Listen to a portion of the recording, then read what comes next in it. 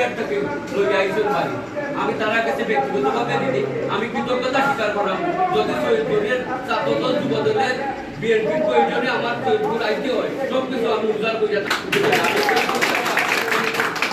ব্যক্ত করি আবারও আমরা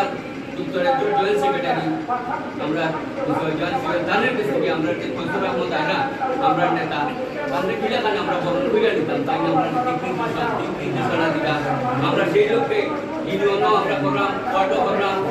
বিভিন্ন কর্মী সভা করলাম আপনারা কাছে সৈয়দপুর আমি দাওয়াত পাইতাম আইতে পারছি না আমার জেলের মুসলমানই হয়েছে এর আগে আমি দুঃখ প্রকাশ আবারও দুঃখ প্রকাশ করলাম আমি এই সন্ধ্যায় আবারও আপনারা অভিনন্দন সংগ্রামকে অভিনন্দন জানাইয়া আমার সংযুক্ত বক্তব্য এখানে শেষ করছি পরিশেষে আরেকটি কথা বলতে চাই সৈয়দপুরের মাটি ফজলুর আহমদের ঘাঁটি